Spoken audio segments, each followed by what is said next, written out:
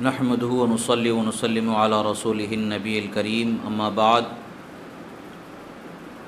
فقد قال الله تبارك وتعالى في القرآن المجيد والفرقان الحميد أعوذ بالله من الشيطان الرجيم بسم الله الرحمن الرحيم إنما يريد الله ليذهب عنكم الرجس أهل البيت ويطهركم تطهيرا صدق الله مولانا العظيم وصدق رسوله النبي الأمين الكريم ونحن على ذلك لمن الشاهدين والشاكرين والحمد لله رب العالمين۔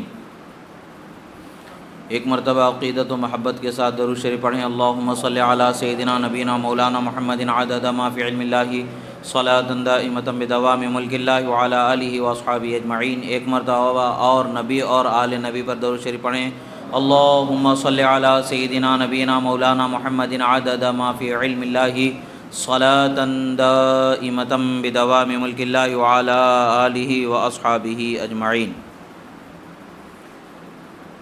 اللہ رب العزت کا بے پناہ شکر احسان کہ اللہ رب العزت نے ہمیں اس کے حبیب کریم صلی اللہ تعالی علیہ وسلم کے سچے چاہنے والوں میں پیدا فرمایا، اور آپ کے ازواج، آپ کے اہل بیت، آپ کی تمام اولاد، تمام قرابت دار، تمام صحابہ سے اللہ تعالیٰ نے ہمیں محبت کرنے والا بنایا۔ یہ اللہ تبارک و تعالیٰ کا بے پناہ شکر و احسان ہے۔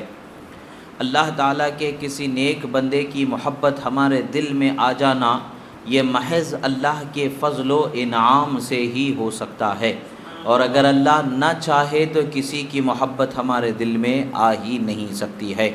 ہمیں اپنے دل پر اللہ والوں کی محبت کا اثر مل جائے تو ہمیں خوشیوں سے، بے پناہ مسرتوں سے شکر گزار ہو کر کے زندگی گزارنا چاہیے کہ اللہ نے ہمارے دل کو اس کے محبوب بندے کی محبت کے لائق بنایا ہے۔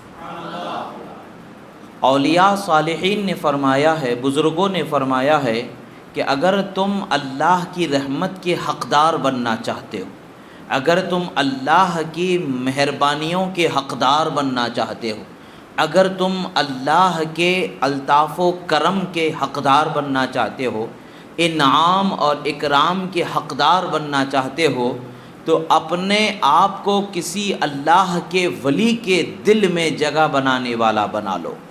یعنی اگر کسی اللہ کے ولی کے دل میں آپ کی جگہ بن جاتی ہے، یعنی آپ سے وہ محبت کرنے لگتا ہے، تو سمجھو کہ تمہارا بیڑا پار ہو جائے گا۔ بات وجہ کیا ہے؟ آخر بات کیا ہے کہ ان سے محبت کرنے سے ہمارا بیڑا پار ہو جانا اور ان کے دل میں ہماری جگہ بن جانے سے ہمارا بیڑا پار ہو جانا، یہ کیا معاملہ ہے، کیا ماجرا ہے؟ اولیاء اکرام فرماتے ہیں کیونکہ بے شک اللہ تبارک و تعالی اللہ کے ولی کے دل پر کم و بیش ہر روز 70 دفعہ نظر رحمت فرماتا ہے، 70 دفعہ نظر رحمت فرماتا ہے۔ تو ان 70 دفعوں میں سے ایک مرتبہ بھی اگر تمہارا خیال اس دل میں رہے اور اس وقت پر خدا کی نظر رحمت ہو جائے تو تمہارا بیڑا پار ہو جائے۔ یہی وجہ ہے کہ اجعل نفسک فی قلبی اولیاء اللہ کہا گیا کہ اپنے آپ کو اللہ کے ولیوں کے دل میں پیدا کر لو، جگہ بنانے والا بنا لو۔ الحمدللہ۔ اور یاد رکھیں کہ ہم اللہ کے ولیوں سے محبت کرنے والے ہوں گے تو بے شک وہ ہم سے محبت کرنے والے ہوں گے، اس لیے کہ محبت کا بدلہ محبت کے سوا کسی اور طریقے سے دیا ہی نہیں جا سکتا ہے۔ وہ کوفہ نہیں ہے جو امام حسین کو محبت سے بلا کر کے بے وفائی کا بدلہ دیا گیا، اللہ کے ولی کا دل ہے، اللہ کے ولی کا قلب دنیا کے تمام برائیوں سے پاک و صاف و شفاف و ستھرا بنا دیا جاتا ہے۔ وہاں پر تو بس یہی ایک معاملہ ہوتا ہے کہ هل جزاء الاحسان الا الاحسان، کیا احسان کا بدلہ احسان کے علاوہ بھی کچھ اور ہو سکتا ہے؟ نہیں، کسی نے بھلائی کی تو بھلائی ہی کے ساتھ اس کا بدلہ چکایا جائے گا۔ یہ اللہ کے دین کا قاعدہ، اللہ کے ولیوں کی روش ہے، جو اللہ والوں نے اس پر عمل کرنا اپنے لیے حرز جان بنایا ہے اور اسی پر وہ عمل کرتے رہتے ہیں۔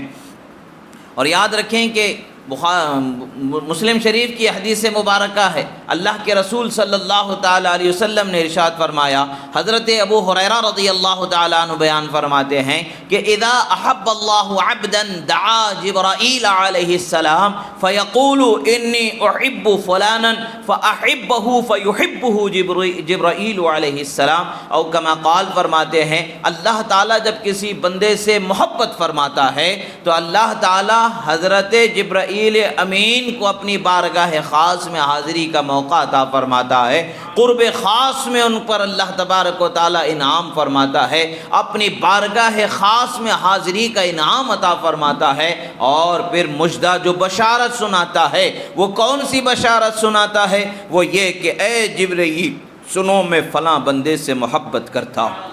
محبت کرنے کا مطلب یہ ہے خدا اگر کسی بندے سے محبت کرتا ہے تو اس کا یہ مطلب ہے کہ خدا اس سے راضی ہو جاتا ہے، خدا اس پر انعام کرتا ہے، خدا اس پر احسان کرتا ہے، خدا اس پر اپنے جود و منال کے دریا کو جاری فرما دیتا ہے، جس کی ایک بوند پوری دنیا کو سرشار کر دے، ایسے سخاوت کے، رحمت کے، فضل و کرم کے دریا کو ان پر جاری فرما دیتا ہے۔ یعنی خدا ان سے محبت کرتا ہے، خدا کا ان سے راضی ہو جانا، محبت فرمانا اتنا ہی کافی تھا، مگر اللہ تعالیٰ نے اس محبت کو بطور اظہار کرتے ہوئے، بطور شان اس بندے کی فضیلت کے طور پر اللہ تبارک و تعالی حضرت جبرائیل امین علیہ السلام کے سامنے اظہار فرماتا ہے کہ جبرائیل سنو میں فلاں سے محبت کرتا ہوں۔ سوچنے کی بات ہے کہ ہماری محبت اگر خدائے تعالیٰ کی بارگاہ میں قبول ہو جائے، خدا ہم سے محبت کرنے والا ہو جائے، تو سب سے پہلا انعام کیا ہوگا؟ ہماری محبت کا گواہ حضرت جبرائیل کو بنایا جائے گا۔ اور ایسے ہی اللہ کسی بندے سے محبت کرتا ہے، اس محبت کا گواہ حضرت جبرائیل ہو جاتے ہیں۔ حضرت جبرائیل اس بندے کے گواہ، صرف گواہ نہیں بنے ہیں بلکہ اللہ تبارک و تعالیٰ فرماتا ہے میں ان سے محبت کرتا ہوں، تم بھی ان سے محبت کرنے والے ہو جاؤ۔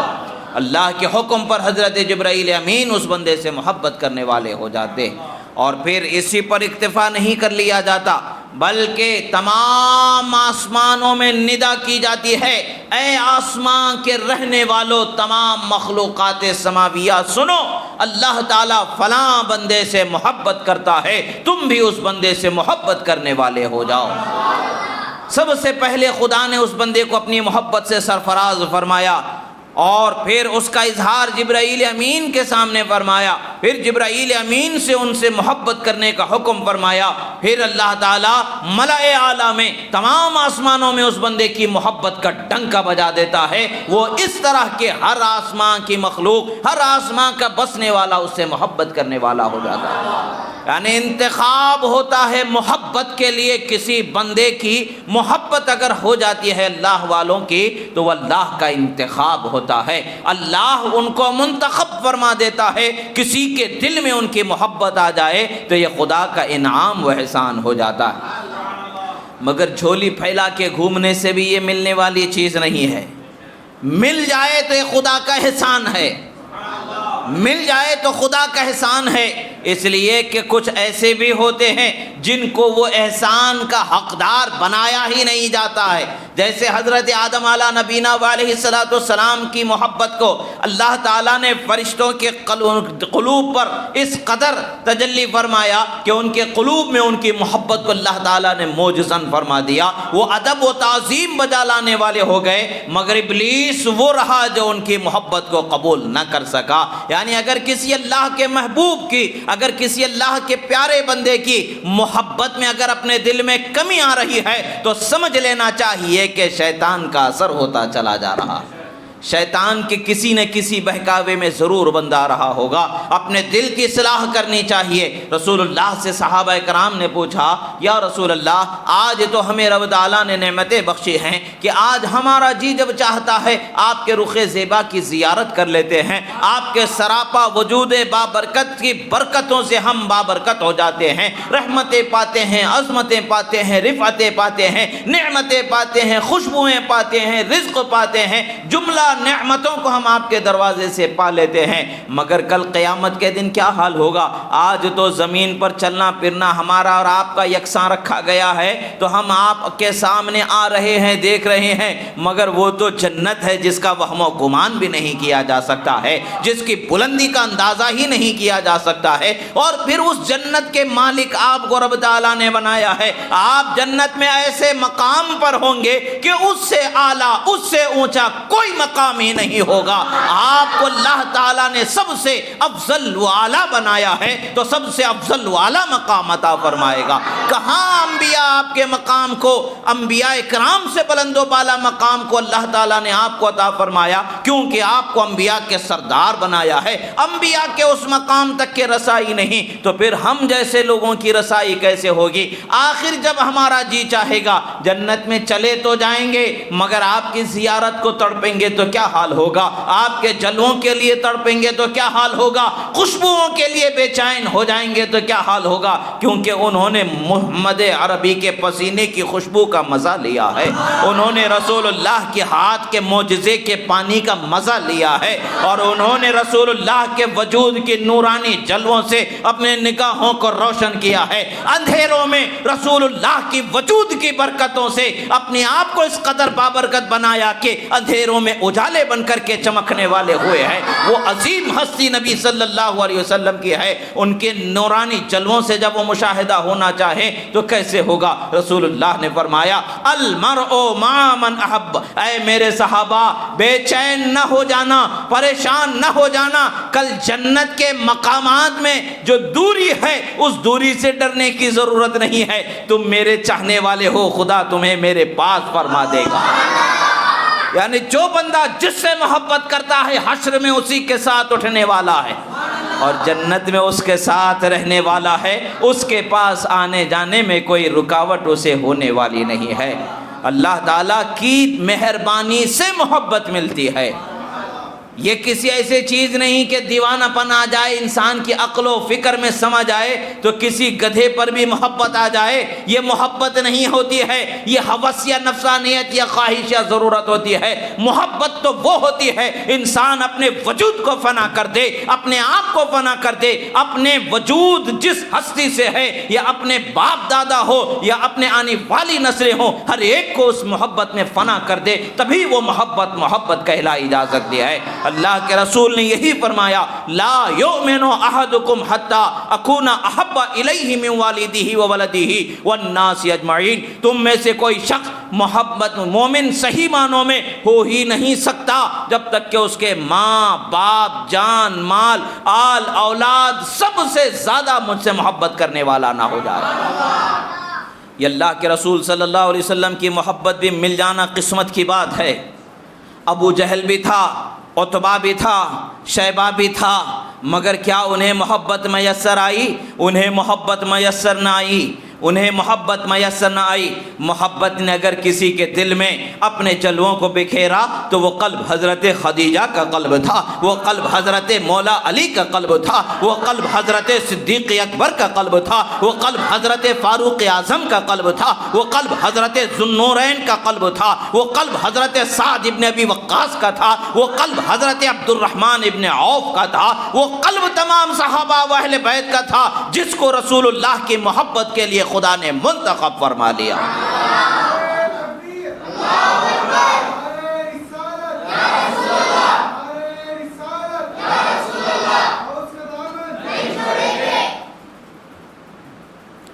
اللہ تبارک و تعالیٰ کی مہربانی ہوتی ہے، اور ایسے ہی جان لیں پھر اللہ تعالیٰ اس بندے کی محبت کو ثم یوضع له القبول فی الارض کا حدیث میں الفاظ آتے ہیں کہ اللہ تعالیٰ اس بندے کی محبت کو پھر زمین والوں پر بکھیر دیتا ہے۔ پتہ کیا چلتا ہے؟ ہم کسی سے محبت کرتے ہیں تو ہم یہ سمجھتے ہیں کہ ہم ان پر احسان کرتے ہیں، کسی اللہ والے سے ہم محبت کرتے ہیں تو ہمارے مزاج جو ہوتے ہیں محبت میں ہم بدلہ چاہتے ہیں، انسانی مزاج یہ ہوتا ہے کہ محبت میں ہم بدلہ چاہتے ہیں. ہم یا غوث المدد کہتے ہیں تو ہمیں مدد مل جائے، ہم یہی چاہتے ہیں. ہمیں غوث اعظم سے محبت ہے تو غوث اعظم کی محبت کا بدلہ ہماری پریشانیاں ٹل جائے، ہم یہی چاہتے ہیں. مگر یاد رکھیں یہاں بھی ہم اپنی محبت میں اپنے نفس کو باقی رکھ رہے ہیں. محبت تو وہ ہے جو وہ جس کو ہم چاہتے وہ جو چاہے وہ ہو جانے پر راضی ہو جائے. جیسا کہ حضرت ابراہیم خلیل اللہ علی نبینا علیہ السلام کی محبت ہے. انہوں نے یہ نہیں چاہا کہ میں خدا کا محبوب ہوں، میں خدا کا پیارا ہوں، میں خدا کا خلیل ہوں تو مجھے آگ سے بچا لیا جائے. انہوں نے یہی چاہا کہ خدا مجھ سے راضی ہو جائے، مجھ سے وہ لے لے جو اس سے راضی ہونے کے معاملات ہو. خدا جس سے راضی ہو وہ اس سے صادر ہو جائے. اور انہوں نے جبرائیل امین کو فرما دیا میرا رب بہتر جانتا ہے، تم سے زیادہ قریب میری دعوت پر لبیک قبول کرنے والا میرا رب ہے. سدرہ تک پہنچنے میں تمہیں وقت لگتا ہے، فرشتے کی رفتار میں وقت ہوتا ہے. فرشتے کی رفتار کا حال کیا ہوتا ہے؟ اور فرشتے کے لیے جو رفتار ہوتی ہے اس رفتار کا تصور نہیں کیا جا سکتا. جب براق کے رفتار کا تصور نہیں کیا جا سکتا ہے تو پھر فرشتے کی رفتار کا تصور کیا جا سکتا ہے؟ جب فرشتہ وہ براق مل کر کے سفر کر رہے ہیں، رحمت عالم کے ساتھ معراج میں جا رہے ہیں، تو کبھی قبر میں حضرت موسیٰ علیہ السلام نماز ادا کر رہے ہیں تو وہیں بیت المقدس کے دروازے پر استقبال کرتے نظر آ رہے ہیں. وہیں رسول اللہ کے پیچھے نماز پڑھ رہے ہیں تو وہیں آسمانوں میں رسول اللہ کا استقبال کرتے نظر آ رہے ہیں. نبوت کی رفتار کا اندازہ نہیں لگایا جا سکتا ہے. گویا کہ یہ بتایا جا رہا ہے اے جبرائیل تم ضرور سید الملائکہ ہو مگر میں ابراہیم بنایا گیا ہوں، خدا کا خلیل بنایا گیا ہوں. خدا کی بارگاہ میں مجھے تو رسول اللہ حضرت ابراہیم علیہ السلام گویا کہ بتا رہے ہیں کہ خدا کی بارگاہ میں انعام کے ملنے میں مجھے ایسا اتصال ہے، ایسا تسلسل ہے کہ اس میں کوئی فرق ایک آن کے کروڑویں حصے میں آ ہی نہیں سکتا ہے. میرا رب جو چاہے وہ جس پر راضی میں اس پر راضی. یہ محبت کا تقاضا ہوتا. امام حسین کی بھی شان انشاءاللہ ملاحظہ ہوگا. صرف ایک چھوٹی سی بات بتا کر کے گزرنا چاہوں گا کہ ہم سوچتے ہیں کہ امام حسین کے شہزادے جب حضرت خواجہ غریب نواز ہندوستان میں آئے ہیں، انا ساگر کے تالاب کو خود حکم نہیں دے رہے ہیں، اپنے غلام سے پیغام پہنچاتے ہیں کہ تجھے خواجہ بلاتے ہیں تو کوزے میں سما کر کے چلا آتا ہے، کاسے میں سما کر کے چلا آتا ہے. خدا کی قسم اگر امام حسین حکم دیتے تھے تو جنت کے رہنے کربلا کے میدان میں جاری ہو جاتے ہیں.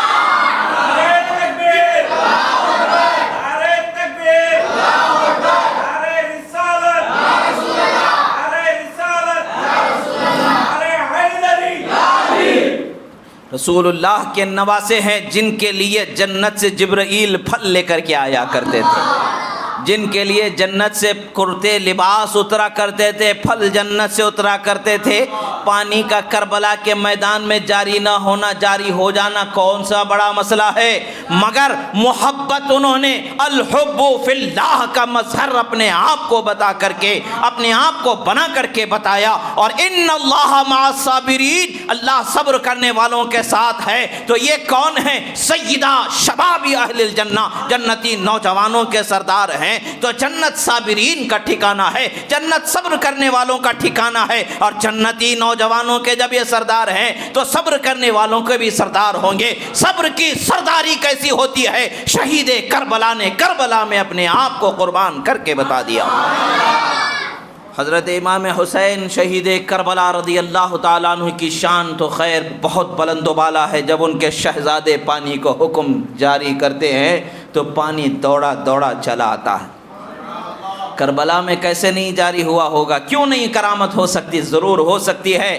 مگر وہ تھے جو محبت کو محبت کے نام پر دنیا میں بلندی عطا کرنے والی ہستیوں میں سے ایک ہستی حضرت امام حسین ہے. یعنی خدا سے ان کو محبت ہے تو محبت بھی قیامت تک کے ناز کر کے بتائے گی، اے میرا دعویٰ رکھنے والو، اور میرے نام کا دعویٰ رکھنے والو، اور میرے نام کا استعمال کرنے والو، محبت کہہ دینا آسان ہے، حسین جیسی محبت کوئی کر نہیں سکتا ہے، کربلا کے شہیدوں جیسی کوئی شہادت پا نہیں سکتا ہے، نہ بدر والوں کا مقام مل سکتا ہے، نہ احد والوں کا مقام مل سکتا ہے، نہ اور مقامات کا مقام مل سکتا ہے۔ ہر ایک شہید جدا ہے، مگر رسول اللہ کا نواسا شہید جدا سب سے نرالا خدا نے بنایا ہے، سید الشہداء خدا نے بنایا۔ محبت جب کسی کے دل میں آ جاتی ہے، بندے کے دل میں محبت آ جائے تو وہ محبت کا یہ مطلب نہیں کہ اپنا فائدہ اس سے جڑ جائے۔ انسان سمجھتا ہے کہ مجھے اپنی بیوی سے محبت ہے، یہ محبت فائدے کے ساتھ جڑی ہوئی ہوتی ہے۔ انسان سمجھتا ہے کہ مجھے اولاد سے محبت ہے، یہ محبت فائدے کے ساتھ جڑی ہوئی ہوتی ہے، کیونکہ انسان اولاد سے یہ توقع رکھتا ہے کہ بڑھاپے کا سہارا بنیں گے، بیوی سے یہ توقع رکھتا ہے کہ اس کی ضرورت جو انسانی ضرورت ہے وہ پوری ہو جائے گی، اس کی خدمت ہوتی رہے گی، وہ اپنی راحت و سکون کے لیے ہر ایک سے محبت کرتا ہے۔ اسی تناظر میں وہ ہر محبت کو اسی محبت میں تولنے لگتا ہے، اپنا فائدہ، اپنی راحت و اپنے آرام کو ملاحظہ رکھتے ہوئے، اس کو مقدم رکھتے ہوئے محبت کرتا ہے۔ تو جان لیں یہ محبت نہیں ہے، محبت وہ ہے جو اللہ کے لیے ایسی ہو کہ نہ اپنی فکر ہو، نہ اپنے مال کی فکر ہو، نہ اپنی فکر ہو، نہ اپنی جان کی فکر ہو، نہ اپنی فکر ہو، نہ اپنے ماں باپ کی فکر ہو، نہ اپنی فکر ہو، نہ اپنے اولاد اور اپنے نسلوں کی فکر ہو۔ فکر ہو تو صرف یہ ہو کہ جس سے چاہا جا رہا ہے وہ ہم سے راضی ہو جائے، وہ ہم سے راضی ہو جائے۔ یہ کون ہے؟ خدا و رسول کی ہستی۔ خدا و رسول ہم سے راضی تو سب کچھ ہمارے لیے میسر ہے، سب کچھ ہمارے لیے رحمت ہے۔ اور انسان کے لیے ایک ہی چیز ہے، خدا کی رضا چاہنا، اس پر سب کچھ اسے ملنا۔ اور انسان ملنے والی نعمت کو دیکھ کر کے رضا کو چاہے گا تو یہاں پر بھی خود غرض ہو گیا۔ غرض والی محبت کرنے والے نہ بنے، بے غرض محبت کرنے والے بنے، کہ بے غرض محبت وہ ہوتی ہے کہ انسان کو اپنے آپ کے اندر ایسے مقام پر پہنچا دیتی ہے کہ جب وہ اپنے وجود میں جھانک کر کے دیکھتا ہے تو اس کے وجود میں ہر ذرے میں، ہر حصے میں محبت کا ایسا رنگ چڑھا ہوتا ہے کہ وہ ہر لمحے میں اپنی جان و مال کو قربان کرنے کے لیے بے چین نظر آتا ہے۔ جیسے کہ حضرت مولا علی کی محبت ہے، جیسے حضرت صدیق اکبر کی محبت ہے، جیسے حضرت فاروق اعظم کی محبت ہے، جیسے حضرت بی بی خدیجۃ الکبریٰ اور دیگر ازواج مطہرات کی محبت ہے، جیسے امام حسین کی محبت ہے۔ 6 مہینے کا بیٹا شہید ہو جائے گا مگر کوئی غم نہیں ہے، کوئی افسوس نہیں ہے، وہ جانتے ہیں آج نہیں تو کل موت سے گزرنا ہی ہے، مگر وہ موت بھلی جس پر خدا راضی ہو جائے، مگر وہ نعمت بھلی جس پر خدا راضی ہو جائے، وہ مصیبت بھلی جس پر خدا راضی ہو جائے۔ خدا جس پر راضی اس پر راضی ہونا ہے، راضی برضا الہی ہونا ہے۔ یہ محبت ہوتی ہے، اور یہ محبت جب بندے کے اندر ہوتی ہے تو وہ خدا کی مہربانی ایسے ہوتی ہے کہ اس کے وجود کو خدا کائنات کے لیے محبوب بنا دیتا۔ کوئی ہے دنیا کے کسی حصے میں صدیوں میں، نہ آج کے زمانے میں مراد، نہ آج کے بعد آنے والے زمانے میں، یا گزرے ہوئے زمانوں میں، یا اور زمانوں میں، کسی بھی زمانوں میں لے لیں، رسول اللہ اور ان کے اہل بیت کی محبت ہر زمانے میں ہوا کرتی۔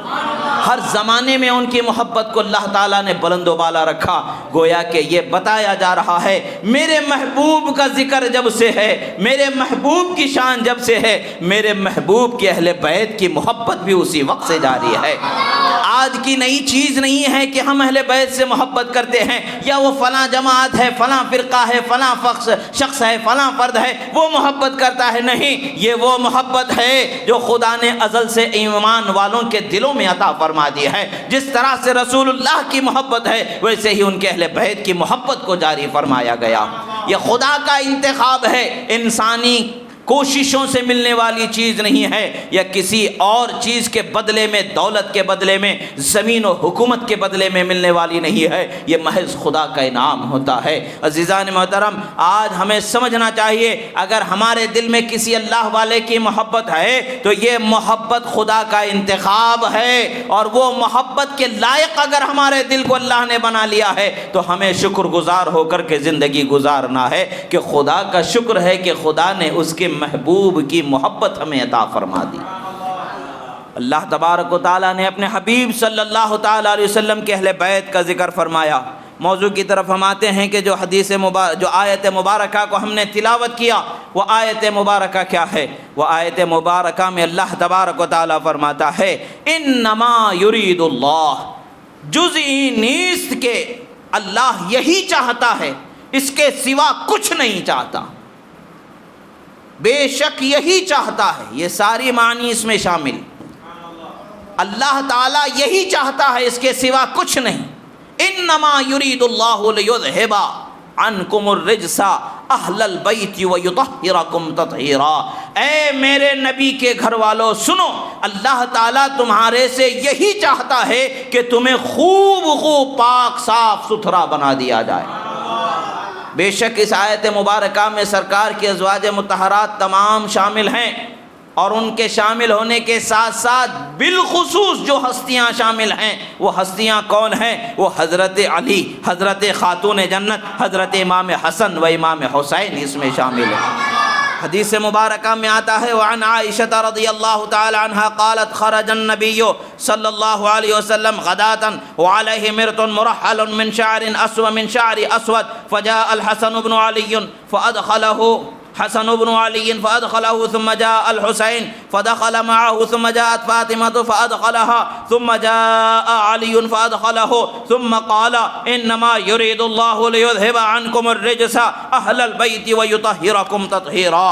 اللہ کے رسول صلی اللہ تعالیٰ علیہ وسلم کی زوجہ مبارکہ صدیقہ کائنات حضرت بی بی عائشہ صدیقہ رضی اللہ تعالیٰ عنہا روایت فرماتی ہے کہ رسول اللہ صلی اللہ تعالیٰ علیہ وسلم ایک صبح اپنے حجرہ مبارکہ سے نکلتے ہیں، کالے بالوں سے بنی ہوئی چادر آپ اوڑھے ہوئے تھے، اور آپ کی چادر میں حضرت امام حسن مجتبیٰ آئے، رسول اللہ نے ان کو اپنی اس چادر میں داخل فرما لیا، اور پھر حضرت امام حسین آئے، رسول اللہ نے ان کو اس چادر میں داخل فرما لیا، پھر حضرت خاتون جنت فاطمہ زہرا رضی اللہ تعالی عنہا تشریف لاتی ہیں، رسول اللہ انہیں اس چادر میں شامل فرما لیتے ہیں، پھر حضرت شیر خدا فاتح خیبر حضرت علی شیر خدا فاتح خیبر حیدر کرار تشریف لاتے ہیں، رسول اللہ انہیں اس چادر میں شامل فرما لیتے ہیں، اور پھر رسول اللہ صلی اللہ علیہ وسلم فرماتے ہیں اے میرے گھر والوں سنو، اللہ تبارک و تعالی تمہیں خوب خوب پاک صاف ستھرا کر دینا چاہتا ہے۔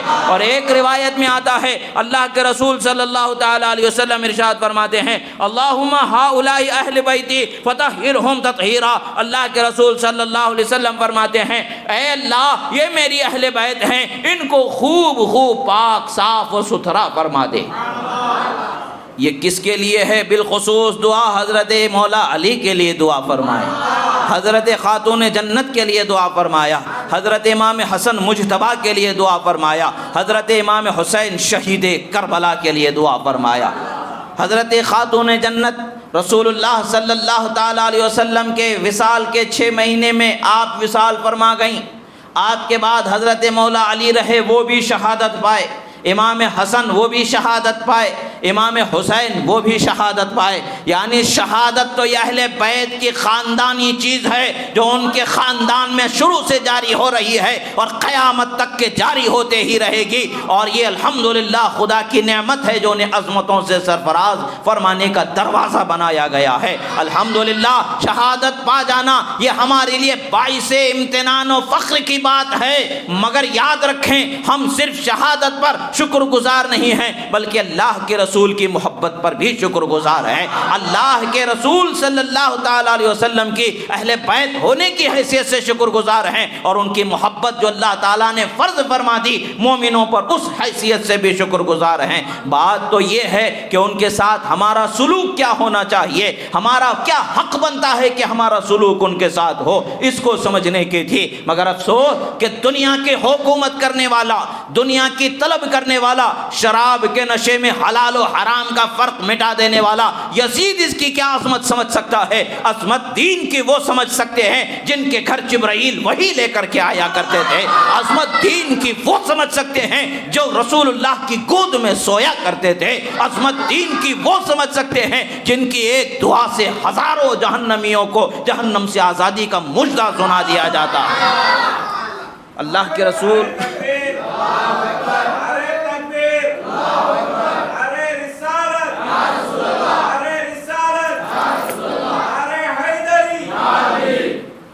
رسول اللہ صلی اللہ تعالیٰ علیہ وسلم سے جو روایتیں، جو احادیث مبارکہ ہیں وہ تو اپنی جگہ پر ہیں، مگر افسوس کی بات ہے کہ آج کا ایک زمانہ لوگوں کا ایک مزاج بنتا جا رہا ہے، دنیا ان پر اس قدر غالب آتی چلی جا رہی ہے کہ وہ دین کی تحقیق کے نام پر دین میں اپنے آپ کو محقق دوراں اور اپنے آپ کو غزالی زماں، محدث زماں اور اپنے آپ کو دنیا میں سب سے عالم وہ عبقری شخصیت خود کے خیال میں، اپنے زعم میں تصور کرتے ہوئے ان چیزوں پر گفتگو کرنے لگتے ہیں جو انہی کے لیے ہلاکت کا سبب ہے، اپنی ہی عاقبت وہ برباد کرنے والے ہیں، وہ اپنی ہی عاقبت برباد کر رہے ہیں۔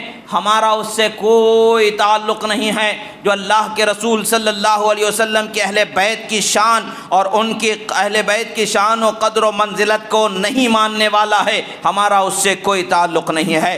اس میں قیل و قال کے ذریعے اپنے نفاق کا اظہار کرنے والے ہیں، وہ قبر میں جواب دیں گے اپنے نفاق و ایمان کا، وہاں راز کھل جائے گا، مگر ہم سے دنیا میں بھی ان کا کوئی تعلق نہیں ہوگا، نہ حشر میں، نہ قبر میں، نہ کبھی اور ان کا تعلق ہوگا۔ وہ اور ہیں، ہمیں اس سے غرض نہیں ہے، ہم وہ ہیں جو کتاب و سنت پر چلنے والے ہیں، اللہ کے فرمان پر، رسول اللہ کے فرمان پر چلنے والے ہیں۔ اللہ تبارک و تعالیٰ نے قرآن مجید میں آیت مبارکہ کو نازل فرمایا، اللہ تبارک و تعالیٰ نے آیت مبارکہ نازل فرمایا، ارشاد فرمایا قل لا اسألکم علیہ اجرا الا المودۃ فی القربى ومن یقترف حسنۃ نزد له فیہا حسنا ان اللہ غفور شکور۔ اللہ تبارک و تعالیٰ نے اس آیت مبارکہ کو نازل فرمایا، گویا کہ رب تعالیٰ یہ بیان فرما رہا ہے ماجرا کیا ہے۔ لوگوں نے ارادہ بنا لیا تھا، لوگوں نے یہ کہنا شروع کر لیا تھا، لوگوں نے اپنے آپ کو لوگوں کے سامنے، اپنے آپ کو لوگوں کے ذہن و فکر میں یہ خیال آنے لگا تھا کہ ہم نے رسول اللہ کے ساتھ یہ احسان کیا ہے، ہم نے رسول اللہ کے ساتھ یہ احسان کیا ہے، ہم نے رسول اللہ کے ساتھ یہ احسان کیا ہے، ہم نے ایسا کیا ہے، ہم نے ویسا کیا ہے، مگر حقیقت میں کس نے کس پر احسان کیا ہے یہ تو خدا و رسول جاننے والا ہے۔ ہم نے اگر ہمارے گھر میں ان کو بلا لیا ہے تو ہم سمجھتے ہیں کہ ہم نے ان پر احسان کیا، خدا کی قسم ان پر احسان نہیں، ہم نے خود اپنے آپ پر احسان کیا ہے کہ خدا کے حبیب کو اپنے گھر میں آنے کا موقع عطا فرما دیا۔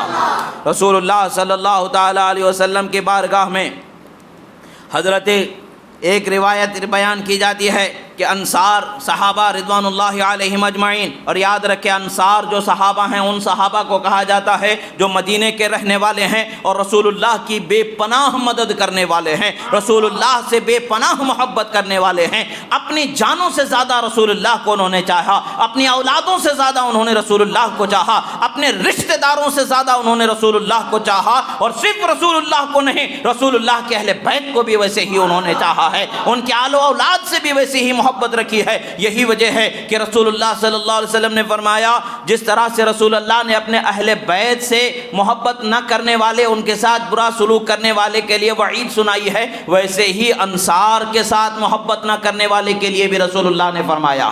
یعنی جس طرح سے اہل بیت سے محبت نہ کرنے والا تین حالتوں میں سے ایک حال میں خالی نہیں ہوگا، یا تو منافق ہوگا، یا تو وہ حرام کی اولاد ہوگا یا تو ناپاکی کی حالت میں ٹھہرا ہوا ناپاک نطفہ ہوگا، ان تین حالتوں میں سے کسی ایک حال سے وہ خالی نہیں ہوگا۔ ایسے ہی جو انصار صحابہ سے نفرت کرے، معاذ اللہ ان سے عداوت کرے، ان سے محبت نہ کرے، ان کی شان و عظمت کو گھٹائے، اس کے لیے بھی یہی حکم فرمایا ہے۔ آخر انصار صحابہ نے بے حد قربانیاں دی ہیں رسول اللہ صلی اللہ علیہ وسلم کے لیے، اور یہ روایت ہے، فرماتے ہیں کہ قالوا فعلنا وفعلنا وفعلنا، صحابہ کرام ہم یہ کرتے تھے، رسول اللہ آئے تو ہم نے رسول اللہ کے ساتھ یہ کیا، ہم نے رسول اللہ کے ساتھ یہ کیا، ہم نے رسول اللہ کے ساتھ یہ کیا، ہم نے رسول اللہ کے ساتھ یہ کیا۔ یہ جو کہا جاتا ہے کأنہم افتخروا فقال عباس او ابن عباس رضی اللہ عنہما لنا الفضل علیکم، سرکار مدینہ صلی اللہ تعالی علیہ وسلم کے خاندان میں سے رسول اللہ کے چچا نے یا چچا کے بیٹے نے، دونوں میں سے کسی ایک نے ان لوگوں سے کہا ہنستے ہوئے، یعنی ان لوگوں کو یہ بتایا بے شک تمہارے جو نعمتیں ہیں، جو تم نے جو کام خدمتیں کی ہیں وہ سب کچھ ہے، مگر یاد رکھو اللہ تعالیٰ نے ہم یعنی اہل بیت رسول کو تم پر زیادہ فضیلت بخشی ہے۔ اللہ تعالیٰ نے ہمارا ایک الگ مقام رکھا ہے تمہارے لیے، تمہارے درمیان تم نے بے شک بہت مہربانیاں کی، بہت حسن سلوک، بہت اچھا کیا، مگر یاد رکھو کہ اللہ تعالیٰ نے ہمارا بھی ایک مقام رکھا ہے، ہمارا بھی ایک مقام رکھا ہے۔ وہ مقام کیا ہے؟ رسول اللہ صلی اللہ تعالی علیہ وسلم جب یہ بات ہونے لگی فبلغ ذلك رسول اللہ صلی اللہ علیہ وسلم فاتاهم في مجالسهم فقال، جب یہ گفتگو ہو رہی تھی ان باتوں کی خبر رسول اللہ صلی اللہ علیہ وسلم تک پہنچایا گیا۔ رسول اللہ صلی اللہ علیہ وسلم بنفس نفیس تشریف فرما ہوئے، بنفس نفیس تشریف فرما ہوئے ان کے مجلس میں، اور فرمایا معشر الانصار، اے انصار گروہ، اے انصار کی جماعت، اے انصار کی قوم، اے لوگو، الم تکونوا اذلۃ فاعزکم اللہ بیا، فرمایا کہ اے انصار، اے میرے، انصار کا مطلب کیا ہوتا ہے؟ مددگار، مدد کرنے والے، اے میرے مدد کرنے والے صحابہ۔ رسول اللہ نے ان کو لقب دیا ہے، انصار کہہ کر کے لقب دیا ہے۔ صحابہ کو دو طریقے سے بات آ جاتا ہے، کہا جاتا ہے انصار اور مہاجر۔ مہاجر وہ جو اپنے گھر بار، مال دولت، بیوی بچے سب چھوڑ کر کے اللہ کے دین کے لیے رسول اللہ کی محبت میں ہجرت کرنے والے مہاجر صحابہ ہوتے ہیں، اور انصار وہ صحابہ ہوتے ہیں جو مہاجر صحابہ کی مدد کرنے والے ہوتے ہیں۔ رسول اللہ جہاں تشریف لے گئے مدینے میں، رسول اللہ کی انہوں نے حفاظت کی، نصرت کی، حمایت کی، تو وہ صحابہ کو مددگار صحابہ کہا جاتا۔ سرکار نے فرمایا اے میرے مددگار صحابہ، یہاں پر بھی سرکار ان کے ساتھ کیسے شفقت فرما رہے۔ اس سے سمجھ میں آتا ہے کہ رسول اللہ کسی احسان کرنے والے کے احسان کو فراموش نہیں کرتے۔ رسول اللہ صلی اللہ علیہ وسلم نے فرمایا کہ اے میرے مددگار صحابہ، کیا تم لوگ ذلت و رسوائی کی زندگی نہیں جی رہے تھے؟ اللہ تعالیٰ نے تم کو میرے ذریعے عزت والا بنا دیا، یعنی ہم نے رسول اللہ کی مدد کی، یہ اس لیے تمہیں عزت نہیں ملی ہے، عزت اس لیے ملی کہ میں تمہارے درمیان ٹھہرنے کو آ گیا، میں تمہارے شہر کو اپنا ٹھکانہ بنا لیا، تمہارے گاؤں کو میرا گاؤں میں نے بنا لیا، تو اللہ نے تمہیں عزت عطا فرما دی۔ پھر فرماتے قالوا بلا یا رسول اللہ، بے شک یا رسول اللہ آپ نے حق فرمایا، آپ نے حق فرمایا۔ قال الم تکونوا ضلالا فہداکم اللہ بیا، فرمایا کیا تم لوگ بھٹکے ہوئے نہیں تھے، ہدایت کی راستے سے بھٹکے ہوئے الگ تھلگ نہیں تھے، اللہ نے تم کو میرے ذریعے ہدایت والا بنا دیا ہے۔ صحابہ عرض کرتے ہیں قالوا بلا یا رسول اللہ، بے شک یا رسول اللہ آپ نے حق فرمایا۔ پھر سرکار مدینہ صلی اللہ علیہ وسلم فرماتے ہیں قال افلا تجیبوننی، کیا تم میرا جواب نہیں دینا چاہتے، میرا بدلہ دینا چاہتے ہو؟ کیا نہیں دینا چاہتے ہو؟ سرکار صلی اللہ تعالیٰ علیہ وسلم کہ کیا تم میرا سوال کا جواب نہیں دو گے؟ صحابہ کرام رضوان اللہ تعالیٰ علیہم اجمعین عرض کرتے ہیں قالوا ما نقول یا رسول اللہ، ہم کیا کہیں یا رسول اللہ صلی اللہ علیہ وسلم؟ یعنی سرکار نے ان کو احساس دلایا کہ ہم نے سرکار کو یہاں رہنے کا موقع دیا، ان کی مدد کی، ان کے چاہنے والوں کو یہاں پر آنے دیا، ان کو رہنے کا موقع دیا، حتیٰ کہ انصار کی قربانیاں ایسے ہیں کہ رسول اللہ صلی اللہ تعالیٰ علیہ وسلم نے جب مواخات کو قائم فرمایا، مہاجر صحابہ میں سے ایک مہاجر صحابی کو لیتے اور ایک انصار صحابی کو لے کے دونوں کو بھائی بنا دیتے رسول اللہ صلی اللہ علیہ وسلم، اور بھائی بنا دیتے تو وہ اپنے گھر میں لے جاتے، ان کے پوری جائیداد میں وہ حصے دار ہوتے، پوری جائیداد میں حصے دار ہوتے. اور انصار صحابہ کی محبت ایسی ہے کہ اگر ان کو 2 بیویاں ہیں تو ایک بیوی کو طلاق دے دیتے, ایک بیوی کو ان کے نکاح میں لینے کا حکم دے دیتے. بھئی میرے پاس 2 بیویاں ہیں, مجھے ایک کافی ہے, میں ایک بیوی کو طلاق دے دیتا ہوں, تم جس کو چاہو جس بیوی کو میں طلاق دے دیتا ہوں تو اس کو تم اپنے نکاح میں لا کر کے رکھ لینا. یعنی ان کا دل اتنا وسیع ہے, رسول اللہ نے بھائی بنا دیا تو اس بھائی بنا دینے کا رشتہ ان کا ایسا ہے کہ ان کے اپنے رشتے بھی اس کے سامنے پھیکے پڑ گئے. پتہ کیا چلتا ہے؟ رشتہ جو ہوتا ہے, جو سگا ہوتا ہے, خون کا سگا سگا نہیں ہوتا ہے, سگا وہ ہوتا ہے جسے رسول اللہ نے بنایا ہے. رشتہ وہ ہوتا ہے جو رشتہ رسول اللہ نے بنایا ہے اور قیامت تک کے رہنے والا رشتہ. وہ ایسا رشتہ ہے کہ ٹوٹنے والا نہیں. یہ صحابہ کی قربانیاں ہیں. سرکار صلی اللہ تعالیٰ علیہ وسلم نے انہیں یہ احساس دلایا اور پوچھا کیا تم میرا جواب نہیں دو گے؟ صحابہ نے عرض کیا ہم کیا کہیں یا رسول اللہ؟ سرکار مدینہ صلی اللہ تعالیٰ علیہ وسلم نے فرمایا قال الا تقولون، کیا تم یہ نہیں کہتے ہو الم یخرج کا قوم کا فآویناک، اے حبیب یعنی تمہیں تمہاری قوم نے اپنے گھر سے نکال دیا، اپنے شہر سے نکال دیا تو ہم نے آپ کو اپنے شہر میں پناہ دی. کچھ دیر قبل ہونے والی گفتگو کو رسول اللہ فرما رہے ہیں اور پھر فرماتے ہیں اولم یکذبوک فصدقناک، کیا تم یہ نہیں کہتے ہو کہ ان لوگوں نے آپ کو جھٹلایا ہم نے آپ کی تصدیق کی. مکہ والوں نے آپ کو جھوٹا کہا ہم نے آپ کو سچا مانا. مکہ والوں نے آپ کو نکال دیا ہم نے آپ کو اپنے شہر میں پناہ دی.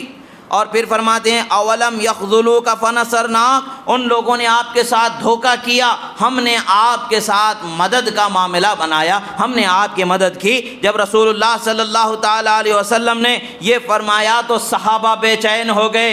ان کو سمجھ میں آ گیا کہ ہم نے ان کی مدد نہیں کی، انہوں نے ہماری مدد فرمائی ہے. ہم نے ان کو پناہ نہیں دیا ہے، انہوں نے ہمیں پناہ دیا ہے. ان کو ہم نے اپنے جگہ پر نہیں لایا ہے بلکہ وہ خود ہماری جگہ پر چل کے آنا پسند فرمائے ہیں. ان کے قوم انہیں نکال دے، اس کی کیا حقیقت ہے، کیا اوقات ہے. خدا نے مدینے کو رسول اللہ کا گہوارہ بنانا طے فرمایا تو رسول اللہ مکہ سے مدینہ تشریف لائے. کسی کی کیا مجال کہ رسول اللہ کو نکال دے، خدا کی مرضی تھی جو آپ تشریف لائے. رسول اللہ نے گویا کہ بتا دیا میرا آنا یہ خدا کی مرضی سے ہے، تمہارے لیے رحمت، برکت، عزت، نصرت ہے.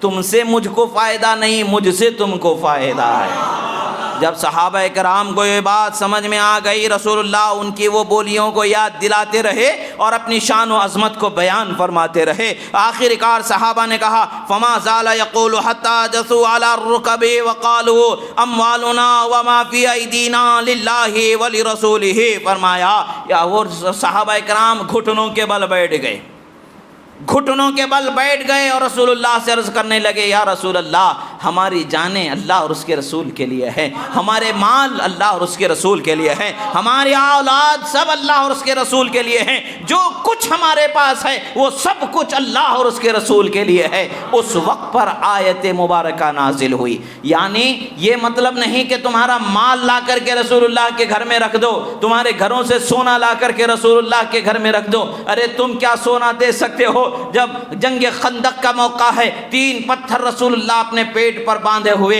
3 دن کے بھوکے خندق کو کھود رہے ہیں. اس وقت پر جبرائیل امین حاضر ہوتے ہیں، عرض کرتے ہیں یا رسول اللہ اس قدر مشقت اور اس قدر آزمائش آپ کیوں اپنے لیے رکھے ہیں یا رسول اللہ؟ آپ اجازت دیں یہ احد کا پہاڑ آپ کے ساتھ ساتھ سونا بن کر کے چلنے لگے گا، جدھر جائیں گے ادھر سونا بن کے چلتا رہے گا. رسول اللہ چاہے تو احد کا پہاڑ سونا بن کر کے چلنے لگے. 15-20 کلومیٹر کا لمبا چوڑا جو پہاڑ ہے وہ پہاڑ سونا بن کر کے ساتھ چلنا لگ جائے.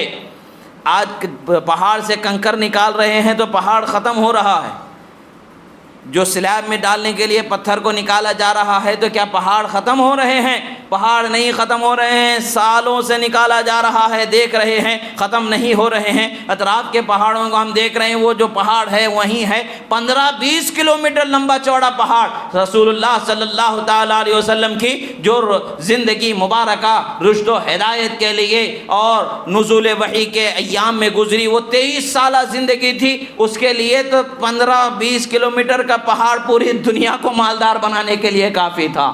مگر رسول اللہ نے اس کو پسند نہیں فرمایا۔ رسول اللہ نے چاہا ہوتا تو احد کا پہاڑ سونا بن کے ان کے ساتھ ساتھ چلنے والا ہوتا، سونا چاندی نہیں چاہا۔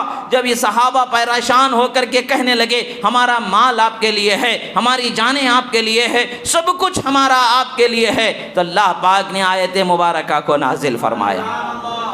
آیت مبارکہ کیا ہے؟ یہ تفسیر کشاف میں اس آیت مبارکہ کے متعلق سے جو تفصیل گزری ہے وہ تفصیل میں آپ حضرات کے سامنے بیان کر رہا ہوں۔ وہ آیت مبارکہ کیا ہے؟ قُلْ لَا أَسْأَلُكُمْ عَلَيْهِ أَجْرًا إِلَّا الْمَوَدَّةَ فِي الْقُرْبَى۔ اے حبیب آپ فرما دے میں نے تمہیں یہ جو ساری نعمتیں دی ہے، دین دیا ہے، توحید دی ہے، قرآن دیا ہے، اللہ کے احکام دیے ہیں، عزت تمہیں دی ہے، رفعت تمہیں دی ہے، بلندی تمہیں دی ہے، شان تمہیں دی ہے، ان سب کے بدلے میں نہ دولت تم سے چاہتا ہوں، نہ شہرت تم سے چاہتا ہوں، نہ زمین تم سے چاہتا ہوں، صرف یہ چاہتا ہوں کہ میری اہل بیت سے محبت کرنے والے ہو جاؤ۔ نعرہ تکبیر، نعرہ تکبیر، نعرہ رسالت، نعرہ رسالت، نعرہ حیدری۔ آیت مبارکہ کے شان نزول کی طرف ہم گفتگو کرتے ہیں تو رسول اللہ صلی اللہ تعالیٰ علیہ وسلم سے صحابہ کرام نے عرض کیا، قیل یا رسول اللہ من قرابتک ہؤلاء الذین وجبت علینا مودتہم۔ رسول اللہ صلی اللہ تعالیٰ علیہ وسلم سے صحابہ کرام نے پوچھا، اے اللہ کے رسول صلی اللہ تعالیٰ علیہ وسلم، وہ کون آپ کے رشتہ دار ہیں جن کی محبت ہم پر فرض کی گئی ہے؟ اس لیے کہ ہر کوئی جانتا ہے کہ قریش اور جو قبیلہ رسول اللہ صلی اللہ علیہ وسلم کا ہے وہ قریش قبیلے سے ہر قبیلے کا تعلق ہے، ہر قبیلہ کسی نہ کسی اعتبار سے رشتہ دار ضرور ہو جائے گا۔ آخر وہ کون سا رشتہ دار ہیں جن سے وہ کون سے رشتے والے ہیں جن کی محبت ہم پر فرض کی گئی ہے؟ اور یہاں پر دیکھیں اللہ کے رسول صلی اللہ تعالیٰ علیہ وسلم کی رشتے کو دنیا میں اللہ نے رشتہ رکھا ہے، اس رشتے سے اونچا رشتہ کوئی رشتہ نہیں ہے، اور یہ وہ رشتہ ہے جو دنیا میں بھی رہنے والا ہے، آخرت میں بھی رہنے والا ہے۔ اور حضرت عمر فاروق رضی اللہ تعالیٰ عنہ سے روایت ہے کہ سرکار فرماتے ہیں قیامت کے دن ہر رشتہ ٹوٹ جائے گا، باپ بیٹے کا رشتہ نہیں ہوگا، بہن بہن کا رشتہ نہیں، بھائی بھائی کا رشتہ نہیں، کسی کا کوئی رشتہ نہیں ہوگا۔ اگر رشتہ باقی بچے گا تو رسول اللہ کا اور ان کے اہل بیت کا رشتہ باقی بچے گا۔ اور اللہ کے رسول صلی اللہ تعالیٰ علیہ وسلم فرماتے ہیں قال علی و فاطمہ وابناہما، سنو وہ علی ہیں، فاطمہ ہیں، حسن و حسین ہیں۔ حضرت مولا علی رضی اللہ تعالیٰ عنہ ایک مرتبہ حضرت رسول خدا صلی اللہ تعالیٰ علیہ وسلم کی بارگاہ میں جا کر کے لوگ جو ان سے حسد کرتے تھے اس حسد کا بیان فرماتے، یا رسول اللہ لوگ بہت حسد کرتے ہیں، اور جو خوبیاں ان کو ملی ہیں کیسی خوبیاں ہیں؟ آنکھ کھولتے ہیں تو رسول اللہ کو دیکھتے ہیں، دنیا میں سب سے پہلے آنکھ کھلتی ہے تو رسول اللہ کا چہرہ دیکھتے ہیں۔ گویا کہ دنیا والوں کو یہ بتایا جا رہا ہے لوگوں میں ان آنکھوں کو سب سے پہلے دیکھ رہا ہوں جو آنکھیں معراج میں رب کا جلوہ دیکھنے والی ہیں، یعنی سب سے پہلے میں نے تعلق اگر بنایا ہے تو رسول اللہ کی ذات سے بنایا ہے، اور رسول اللہ کی نگاہوں سے نور رب ذوالجلال سے اپنا تعلق میں نے بنایا ہے، اور میرا تعلق رسول اللہ صلی اللہ تعالیٰ علیہ وسلم کی ذات سے ہے، اور اس ذات پر جو خدا کے انوار و تجلیات کا مشاہدے کا جو خاص تعلق ہے اس سے میں نے اپنا رشتہ بنا لیا، اور وہ ہیں جو رسول اللہ کے لعاب کو سب سے پہلے پیٹ میں لیتے، سب سے پہلے منہ میں رسول اللہ کے لعاب کو لیتے ہیں، اور پھر رسول اللہ صلی اللہ تعالیٰ علیہ وسلم کی زبان کو چوس لیتے ہیں۔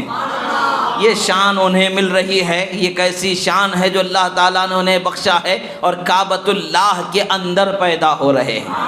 یہ بڑی عظمتیں ہیں اللہ تعالیٰ نے جو انہیں بخشی ہیں، وہ ساری نعمتیں عظمتیں جو انہیں ہیں ان عظمتوں پر لوگ حسد کرنے لگتے ہیں، وہ جا کر کے رسول اللہ صلی اللہ علیہ وسلم سے شکایت کرتے ہیں۔ رسول اللہ صلی اللہ تعالیٰ علیہ وسلم تسلی دیتے ہوئے فرماتے ہیں کہ فقال اما ترضى ان تكون رابع اربعة اول من يدخل الجنہ انا وانت والحسن والحسین، فرماتے ہیں علی کیا تم اس پر خوش نہیں ہوگے؟ کیا تم اس پر راضی نہیں ہو جاؤ گے؟ جو سب سے پہلے جنت میں 4 لوگ جائیں گے، ان چاروں میں کے ایک تم ہوگے۔ جنت میں سب سے پہلے 4 لوگ جائیں گے۔ سب سے پہلے کون جائیں گے؟ 4 لوگ جائیں گے، ان 4 میں سے ایک حضرت مولا علی ہوں گے۔ اب رسول اللہ صلی اللہ علیہ وسلم فرماتے ایک میں، ایک تم، ایک حسن اور ایک حسین سب سے پہلے جنت میں جانے والے۔ یہ تفسیر کشاف میں اس آیت کے تحت ان احادیث مبارکہ کو ذکر کیا گیا ہے۔ اور پھر سرکار فرماتے وَأَزْوَاجُنَا عَنْ أَيْمَانِنَا وَشَمَائِلِنَا فرماتے ہیں، وَذُرِّيَّتُنَا خَلْفَ أَزْوَاجِنَا فرماتے ہیں۔ سنو اب یہاں پر دیکھیں رسول اللہ صلی اللہ علیہ وسلم قیامت تک کے ہر چاہنے والے کی چاہت کو اپنے آپ میں ایک امتحان سے گزارنے والا بناتے ہوئے اور شان والا بناتے ہوئے بتاتے ہیں، سنو ہمارے دائیں بائیں ہماری بیویاں ہوں گی جو ہمارے ساتھ جائیں گی، اور ان کے پیچھے ہماری اولادیں ہوں گی جو قیامت تک کی اولاد ہے، اہل بیت ان کے ساتھ جنت میں داخل ہونے والی ہے۔ یہ رسول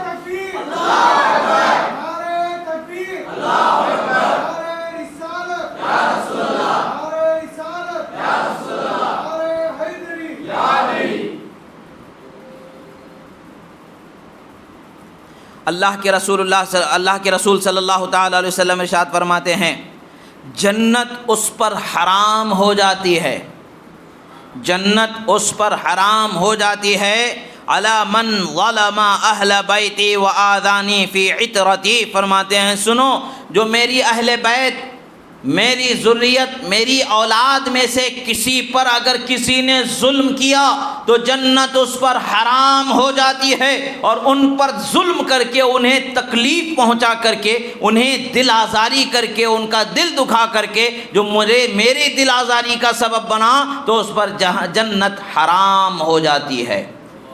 سوچنے کی بات ہے، آج ہمارے دل کو سنبھالنے کی بات ہے، آج ہمارا زندگی جینے کا مزاج کیا بنا ہوا ہے، آج ہماری زندگی گزارنے کا مزاج کیسا بنا ہوا ہے۔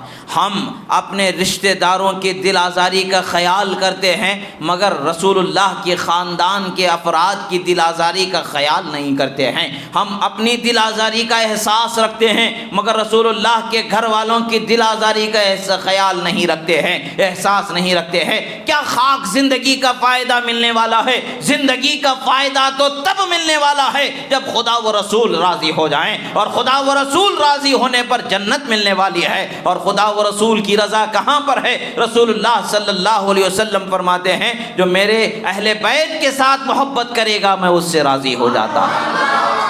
اور یہ اہل بیت رسول اللہ صلی اللہ علیہ وسلم کی بالخصوص جو یہ ہستیاں ہیں، ان کے ساتھ ساتھ قیامت تک کے جو ان کی اولاد میں ہے وہ سب اس میں شامل ہوتے ہیں، اس لیے کہ رسول اللہ نے فرمایا النجوم امان لاہل السماء واہل بیتی، یا وفی روایت وعطرتی امان لاہل الارض فرمایا۔ اور سنو آسمان کی امان، آسمان کے ستارے ہیں جب تک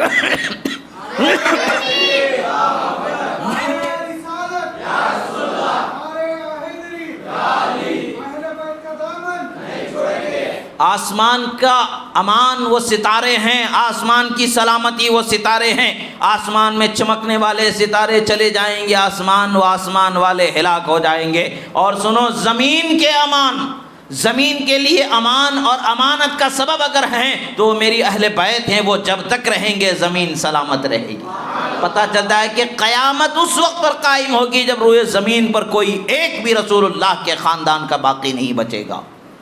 کوئی ایک بھی اگر رسول اللہ کے خاندان کا باقی ہے تو قیامت قائم نہیں ہوگی، اس لیے کہ قیامت جب بھی قائم ہوگی زمین ہلاک ہو جائے گی۔ اور اللہ کے رسول کا فرمان حق ہے، میری اہل بیت جب تک ہیں زمین ہلاک ہونے والی نہیں ہے۔ تو قیامت سے پہلے اہل بیت بھی اٹھا لیے جائیں گے اور قرآن بھی اٹھا لیا جائے گا، اور قرآن اہل بیت ایک دوسرے سے جدا نہیں ہوں گے۔ اللہ کے رسول نے فرمایا میری اہل بیت اور قرآن کبھی ایک دوسرے سے جدا ہوں گے ہی نہیں، یہاں تک کہ حوض کوثر پر میرے ساتھ پہنچائے جائیں گے۔ دنیا میں جب تک قرآن ہوگا اس وقت تک اہل بیت ہوں گے، جب قرآن کو اٹھا لیا جائے گا ساتھ میں اہل بیت کو بھی اٹھا لیا جائے گا، پھر قیامت قائم ہوگی، وہ حشر قائم ہوگا، پھر الگ منظر الگ مقام ہوگا جس کا ہم بیان کر ہی نہیں سکتے، تصور بھی نہیں کر سکتے ہیں۔ اللہ کے رسول صلی اللہ علیہ وسلم فرماتے ہیں، یہاں پر دیکھیں ایک اور بڑا انعام جو رسول اللہ ارشاد فرماتے ومن استنع صنيعة إلى أحد من ولد عبد المطلب ولم يجازه عليها فأنا أجازيه عليها غدا إذا لقيني يوم القيامة أو كما قال رسول اللہ صلی اللہ علیہ وسلم فرماتے ہیں سنو جو میری اہل بیت میں سے بالخصوص اولاد عبد المطلب کے ساتھ اگر کسی نے بھلائی کا سلوک کیا، عبد المطلب یہ رسول اللہ کے دادا ہیں، ان کے اولاد کے ساتھ اس میں کہا گیا ہے، ابو لہب اس سے مستثنا ہے اس لیے کہ قرآن نے اس کے کفر پر کلام فرما دیا ہے، صاف صاف طور پر حکم آ گیا ہے،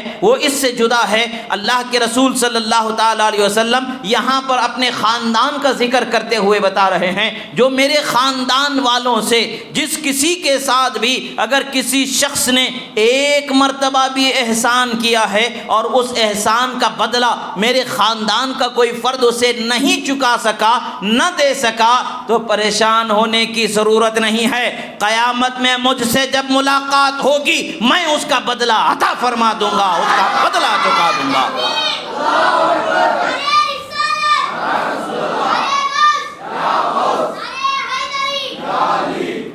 آج الگ مزاج ہے لوگوں کا، محبت بھی اگر کرتے ہیں تو سمجھتے ہیں کہ ہم احسان کر رہے ہیں، احسان کرنے کی بات تو بہت بڑی بات ہے، محبت بھی اگر کرتے ہیں تو سمجھتے ہیں کہ ہم احسان کر رہے ہیں، ہم اپنے بیوی بچوں سے بڑھ کر کے محبت کر رہے ہیں، کیا خاک احسان ہوگا؟ احسان کس نے کس پر کیا وہ تو کل حشر میں کھلنے والا ہے، حشر میں کھلنے والا ہے، رسول اللہ اس کا بدلہ چکانے والے ہیں، وہ تو کل پتہ چلے گا کل کیا ہونے والا ہے۔ رسول اللہ صلی اللہ تعالیٰ علیہ وسلم نے فرمایا کہ کل مجھ سے قیامت میں ملو گے تو لے لینا، جو وہ نہ چکا سکے میں تمہیں چکا دوں گا، جو نہ دے سکے میں تمہیں دے دوں گا۔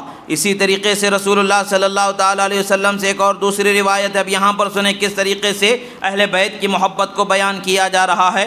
اللہ کے رسول صلی اللہ علیہ وسلم یہ تفسیر کشاف میں اس کا ذکر کیا جا رہا ہے، اور بھی جگہوں پر ان آیات کے اور بھی ہم اگر مستند تفاسیر کو اگر اٹھائیں گے تو ایک نہیں دو نہیں سینکڑوں کتابیں بیان کرتے چلے جائیں گے، یہی باتیں ملتی چلی جائیں گی اس میں جو ہم بیان کرتے چلے جا رہے ہیں، بلکہ اس سے زیادہ اور مزید مل جائیں گی۔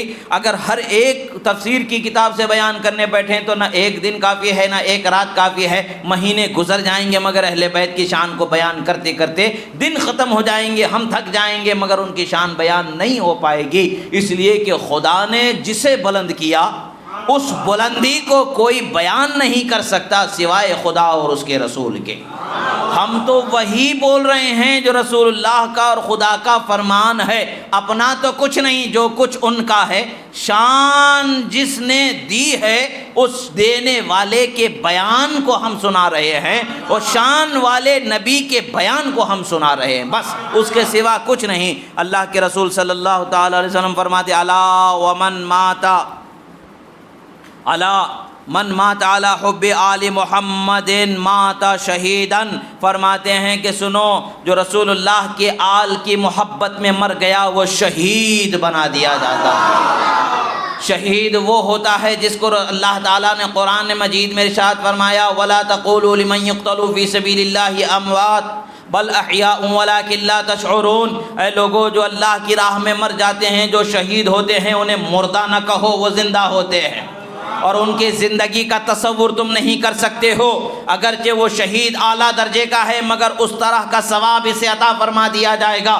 جو رسول اللہ کی آل کی محبت میں مرنے والا ہے۔ فرمان ہوتا ہے آگاہ ہو جاؤ، سن لو، توجہ سے ہوشیاری سے سن لو کہ اللہ کے رسول کی آل سے محبت کرتا ہوا کوئی مر جائے تو اسے شہید بنا دیا جاتا ہے، اور جب بندہ شہید ہو جاتا ہے تو اسے کوئی سوال نہیں ہوتا سوائے ایک سوال کے، قرض اگر ہے تو قرض کا سوال ہوگا، اس کے سوا کوئی سوال نہیں ہوتا، اس کے سوا کوئی سوال نہیں، بے سوال و جواب، بے حساب و کتاب جنت میں داخل کیا جاتا۔ پھر رسول اللہ صلی اللہ علیہ وسلم فرماتے الا ومن مات علی حب آل محمد مات مغفورا لہ، فرماتے سنو جو آل محمد کی محبت میں مرے گا اللہ تعالیٰ اسے گناہوں سے بخش دے گا، اسے جنت عطا فرما دے گا، گناہوں سے بخشا ہوا اسے موت عطا فرمائے گا۔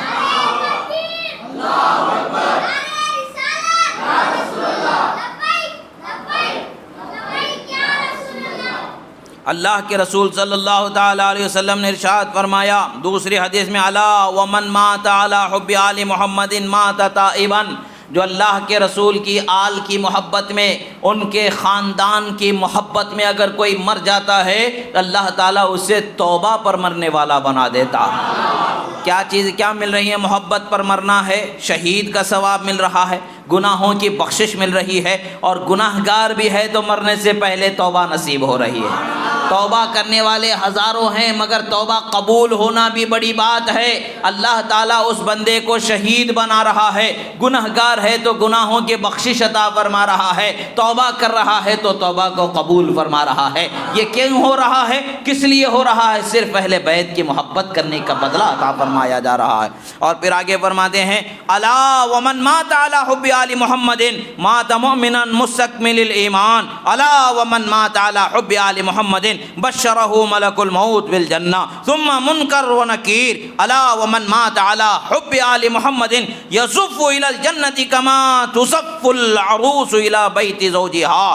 سرکار مدینہ صلی اللہ تعالیٰ علیہ وسلم فرماتے ہیں، سنو، جو رسول اللہ کی آل کی محبت میں مر جائے گا تو وہ مومن پکا ایمان کو کامل بنانے والا بنا کر کے موت پائے گا۔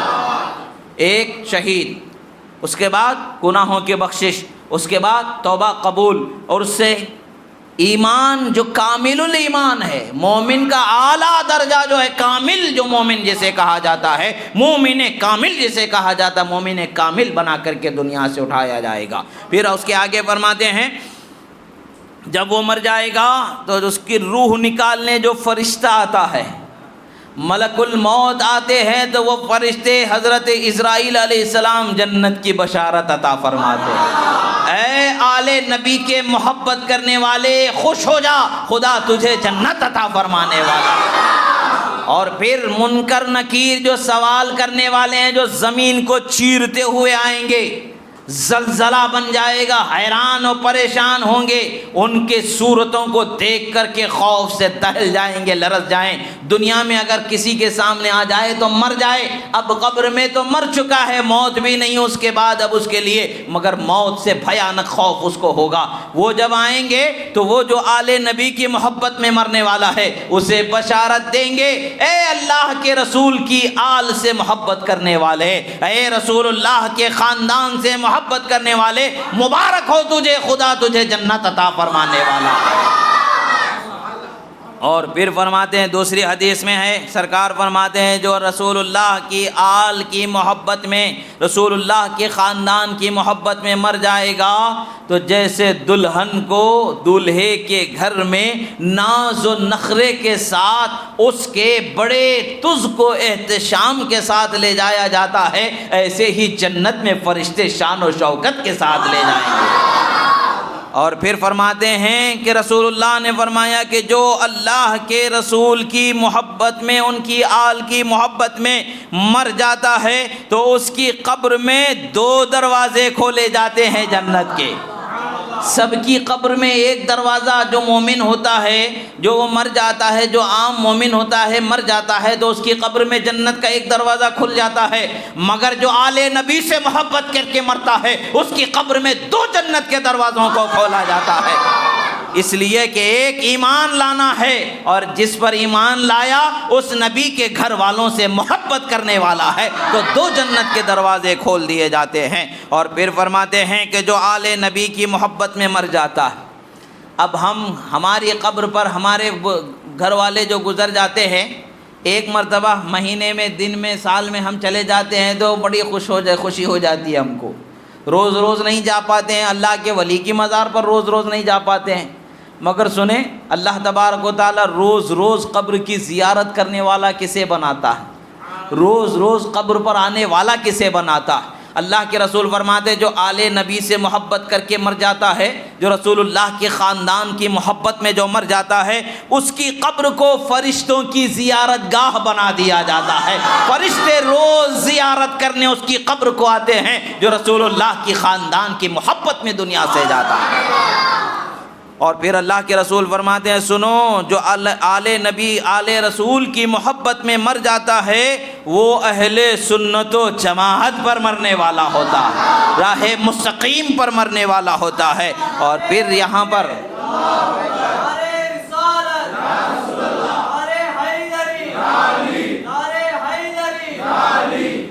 اور پھر آگے رسول اللہ صلی اللہ تعالیٰ علیہ وسلم فرماتے ہیں اب ان کے لیے ہے جو رسول اللہ کے گھر والوں سے محبت نہیں کرتے۔ وعید سناتے ہوئے فرماتے الا ومن مات علی بغض آل محمد جاء یوم القیامہ مکتوبا بین عینیہ آئس من رحمت اللہ۔ اللہ کی پناہ، اللہ کے رسول فرماتے ہیں جو میری آل سے بغض رکھتا ہوا، ان سے جلن رکھتا ہوا، ان کی عداوت کو دل میں رکھتا ہوا اگر کوئی مر جاتا ہے تو اس کے پیشانی پر لکھا ہوا قیامت کے دن اٹھایا جائے گا۔ کیا لکھا ہوا ہوگا؟ اللہ کی رحمت سے پھٹکارا ہوا بندہ، اللہ کی رحمت سے دھتکارا ہوا بندہ، اللہ کی رحمت سے دور کیا ہوا بندہ۔ جو محبت میں مرنے والا ہے کتنے انعام سنائے گئے۔ ایک انعام شہید بنایا جانا، دوسرا انعام مغفرت والا بنا دینا، تیسرا انعام توبہ کا قبول کرنے والا، چوتھا انعام کیا ہے؟ کامل مومن بنا دیا جانا، پانچواں انعام کیا ہے؟ ملک الموت جنت کی بشارت دینے والے، چھٹواں انعام کیا ہے؟ منکر نکیر جنت کی بشارت دینے والے، اور اسی طریقے سے اور فرشتے جنت کی طرف سجا سنوار کر کے لے جانے والے، اس کے بعد میں پھر جنت کے 2 دروازے قبر میں کھول دیے جانے والے، اور قبر کو فرشتوں کی زیارت گاہ بنا دیا جانے والا، اور جماعت و سنت کے سچے طریقے پر مرنے والا۔ 11 یہ انعامات اللہ تبارک و تعالیٰ اسے عطا فرما رہا ہے۔ کام کیا ہے؟ ایک ہے رسول اللہ کے اہل بیت سے محبت کرنا، اور ایک کام ہے نعمتیں کتنی مل رہی ہیں، اجرتیں کتنی مل رہی ہیں، عظمتیں کتنی مل رہی ہیں۔ یہ عظمتیں کیوں مل رہی ہیں؟ اب یہاں پر سوچنے کی بات ہے صاحب کشاف نے ان سب چیزوں کو کیوں بیان فرمایا ہے۔ ایک چیز ذکر کر کے گزر جاتے جیسا اس کے بہت سارے مفسرین مختصر کر کے گزر جاتے ہیں۔ میں یہاں بتانا چاہوں گا آیت مبارکہ میں آگے کا جو حصہ ہے وَمَن يَقْتَرِفْ حَسَنَةً نَزِدْ لَهُ فِيهَا حُسْنًا، جو ایک نیکی کرتا ہے ہم اس کے نیکیوں میں مزید اضافہ فرما دیتے ہیں۔ یعنی یہ نیکی کون سی ہے؟ آل نبی کی محبت کرنا ہے، تو اس کی اس نیکی میں اضافہ کیسے فرمایا جا رہا ہے؟ اور اضافہ کرنا جانے کے اضافہ کیے جانے کی کیا ہے؟ کم سے کم کیا ہے؟ ایک نیکی کے بدلے 10 نیکیوں کا اللہ تعالیٰ ثواب عطا فرماتا ہے۔ صاحب کشاف یہاں پر ایک نیکی ہے اہل بیت سے محبت کرنا، 10 انعام گنا کر کے بتا رہے ہیں، یہ تو گنتی کے ہیں، اس سے بھی زیادہ خدا عطا فرمانے والا ہے۔ نعرہ تکبیر، اللہ اکبر، نعرہ تکبیر، اللہ اکبر، نعرہ رسالت، یا رسول اللہ، نعرہ رسالت، یا رسول اللہ، نعرہ حیدری، یا علی۔ اور پھر فرماتے ہیں الا ومن مات علی بغض آل محمد مات کافرا، ارے جو آل نبی کی عداوت میں مرے گا وہ کافر کی موت مرے گا۔ الا ومن مات علی بغض آل محمد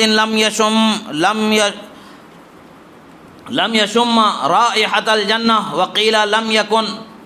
فرماتے ہیں کہ اللہ کے رسول صلی اللہ علیہ وسلم نے فرمایا کہ سنو، اگر جو کوئی معاذ اللہ آل نبی کی عداوت میں بغض میں مر جاتا ہے تو سنو جنت کی خوشبو بھی نہیں سنے گا، نہیں اس کو سونگھنے کو ملے گی، جنت کی خوشبو بھی نہیں سونگھے گا، اس کو اس خوشبو بھی میسر نہیں آئے گی۔ جنت تو میسر آنا بڑی چیز ہے، جنت کی خوشبو بھی میسر نہیں آتی ہے۔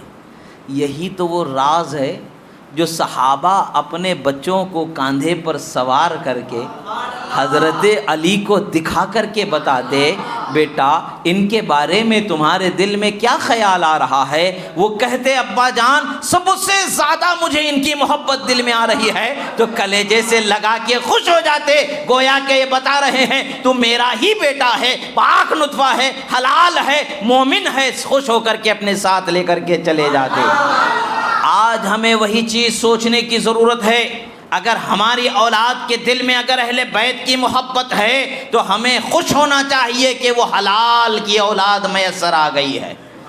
افسوس کی بات ہے کہ اگر کوئی ہمارے بچوں میں سے زیادہ جو ہے اہل بیت سے محبت کرنے والا ہو جاتا ہے تو افسوس کی بات ہے کہ دنیا لوگوں پر اس طرح طاری ہو جاتی ہے کہ وہ اپنے سگے رشتہ داروں کی محبت کو سامنے رکھتے ہوئے بچوں کو اس چیز سے روکنے کی کوشش کرتے ہیں۔ یاد رکھیں، قبر میں، حشر میں وہ کام آنے والی چیز خدا نے تمہاری اولاد کے قلوب کو پسند فرما کر کے وہ محبت دی ہے۔ خدا کی نعمت کو ٹھکرانے والے کو کبھی نعمت نہیں ملتی ہے، اگر ملتی ہے تو خدا کی رحمت سے ملنے والی ہے۔ اپنے دلوں کو کھنگالیں، اپنے قلوب کو کھنگالیں، دیکھیں کہ ہمارے دل میں کیا حال خدا نے بنایا ہے۔ اگر محبت میں ان کی کمی آ رہی ہے تو یہ وعیدیں بھی سن لیں، اگر محبت میں خوب بڑھائی آ رہی ہے تو وہ نعمتیں بھی سن لیں، بشارتیں بھی سن لیں جو سنائی گئی ہیں۔ رسول اللہ صلی اللہ تعالیٰ علیہ وسلم کا یہ فرمان ہمیں بتاتا ہے کہ اللہ کے رسول کی محبت بے شک اور ان کے اہل بیت کی محبت بے شک ہم پر فرض کی گئی ہے۔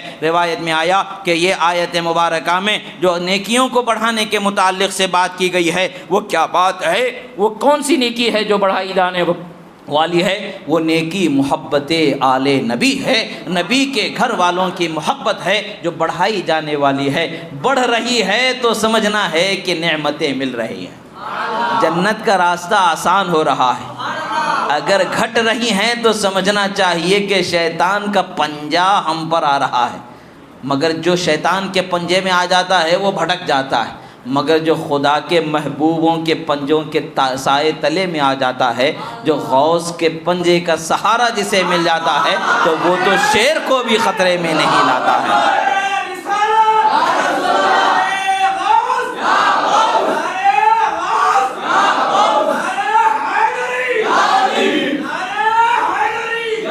کیا دبے جس پہ حمایت کا ہو پنجہ تیرا، شیر کو خطرے میں لاتا نہیں کتا تیرا۔ تیری سرکار میں لاتا ہے رضا اس کو شفیع جو میرا غوث ہے اور لاڈلا بیٹا تیرا۔ اللہ کے رسول صلی اللہ تعالیٰ علیہ وسلم کے اہل بیت سے محبت یہ ایمان کی حلاوت، ایمان کی چاشنی، ایمان کی عظمت اور اہل ایمان پر فرض چیزوں میں سے ایک عظیم چیز ہے۔ اس کا مطلب یہ نہیں ہے ہرگز کہ ہم اللہ کے رسول صلی اللہ تعالیٰ علیہ وسلم کے صحابہ کی شان میں بید بھی کرنے والے ہیں۔ ہم ہر نسبت کا احترام کرنے والے، ہر نسبت سے محبت کرنے والے، جو نسبت کی جس طریقے سے محبت کا حکم دیا گیا ہے اسی طریقے سے محبت کرنے والے ہیں۔ مومن بن کے مرنا ہے تو رسول اللہ کے اہل بیت کی محبت کرنے والے ہونا ہے، شہید بن کے مرنا ہے رسول اللہ کے اہل بیت سے محبت کرنے والے ہونا ہے، مغفور بن کے مرنا ہے رسول اللہ کے اہل بیت سے محبت کرنے والے بننا ہے، اور گناہوں سے توبہ سے قبول کیے جانے والے تائب بن کر کے مرنا ہے رسول اللہ کے اہل بیت سے محبت کرنے والے ہونا ہے۔ مرنے سے پہلے جنت کی بشارت سن کے مرنا ہے رسول اللہ کے اہل بیت سے محبت کرنے والے بن کے مرنا ہے۔ عزیزان محترم، اللہ رب العزت نے یہ نعمت عطا فرمائی ہے اور یہ وہ نعمت ہے جو ہمارے اور آپ کے مانگنے سے ملنے والی نہیں ہے۔ کسی کو رسول اللہ کے خاندان میں پیدا کر دیا گیا ہے تو یہ پیدا کرنے کی جو نعمت ہے وہ خدا کا اختیار ہے۔ جو پیدا ہوا اس کی خواہش پر کوئی پیدا نہیں ہوتا، جو نہیں پیدا ہوا اس کی خواہش پر نہیں پیدا کیا جاتا۔ یہ خدا اور اس کے رسول کا انتخاب ہے۔ ہمارے جسموں کو بنانے سے پہلے ہمارے ارواح کو جب رب تعالیٰ نے عالم میثاق میں جب ہم سے وعدہ لیا ہے اسی وقت پر کس روح کو کس خاندان میں پیدا کیا جانا ہے وہ خدا کا فیصلہ ہو چکا ہے۔ اللہ تعالیٰ کا فیصلہ ہے، جس کو جس خاندان میں پیدا کرے وہ اللہ تعالیٰ کی نعمت ہے، مگر کامیابی کی زندگی ہم سب کے لیے یہی ہے کہ اللہ کے قانون پر چلنا ہے، قرآن و سنت پر چلنا ہے، اور سنت اور قرآن والے نبی رحمت للعالمین کی ہر نسبت سے محبت کرنا ہے، بالخصوص ان کے اہل بیت سے محبت کرنا ہے۔ یہی ہماری کامیابی کی علامت ہے۔ اللہ تبارک و تعالیٰ سے دعا ہے کہنے میں، سننے میں، بولنے میں، سمجھنے میں، پڑھنے میں، سنانے میں، سمجھانے میں جو غلطی ہوئی اللہ تعالیٰ اسے معاف فرمائے، جو حق و صحیح کہا گیا ہمارے سینے میں محفوظ فرمائے۔ پروردگار ہم گناہگار ہیں، ہمارے گناہوں کو معاف فرما، ہم خطا کار ہیں، ہمارے خطاؤں کو معاف فرما۔ پروردگار تو کریم ہے مولا ہم پر کرم فرما، تو رحیم ہے مولا ہم پر رحم فرما، پروردگار تو غفور ہے مولا ہمارے گناہوں کو معاف فرما، پروردگار جو حاضر ہیں ان کی ہر جائز تمنا کو پوری فرما، جو حاضر ہیں اور جو حاضر ہیں ان کے رشتہ داروں میں یا ہمارے رشتہ داروں میں ہم میں جو کوئی بیمار ہے مولا اسے شفاء کاملہ واجلہ عطا فرما، جو قرض دار ہے اور اسے بار قرض سے سبکدوشی عطا فرما، جو بے اولاد ہیں صاحب اولاد فرما، جن کی اولاد ہے ان کی اولاد کو نیک صالح با اخلاق با کردار با ایمان فرما، پروردگار ہم تمام کو تیرے نبی کا چاہنے والا بنا، قرآن و سنت پر چلنے والا بنا، ایمان والا بنا، صحابہ و اہل بیت کی محبت کرنے والا بنا، پروردگار خلفائے راشدین کی عظمت کو بیان کرنے اور عظمت کرنے والا فرما، پروردگار ہم تمام کو دنیا میں اہل اللہ کی محبت میں جلا، اہل اللہ کی محبت میں موت نصیب فرما، دنیا سے جب ہمارا جانا ہو مولا زبان پر لا الہ الا اللہ محمد رسول اللہ جاری فرما۔ اقول قولی ھذا استغفر اللہ لی ولکم ولسائر المؤمنین وما علینا الا البلاغ المبین۔ الفاتحہ۔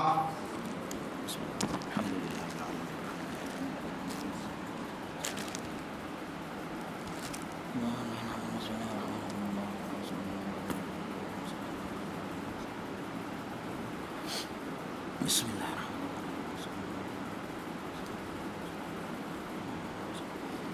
قال اللہ تعالی فی شان حبیبہ ان اللہ وملائکتہ یصلون علی النبی یا ایھا الذین آمنوا صلوا علیہ وسلموا تسلیما۔